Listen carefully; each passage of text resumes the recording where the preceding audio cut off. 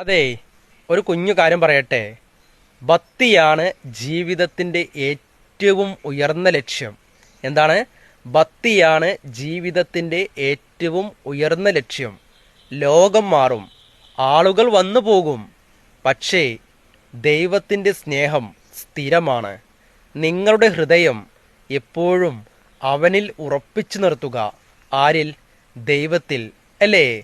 എന്താണ്? ഭക്തിയാണ് ജീവിതത്തിന്റെ ഏറ്റവും ഉയർന്ന ലക്ഷ്യം. ലോകം മാറും, ആളുകൾ മാറും, വന്നു പോകും. അല്ലേ? ലോകം മാറും, ആളുകൾ വന്നു പോകും, പക്ഷേ ദൈവത്തിന്റെ സ്നേഹം സ്ഥിരമാണ്.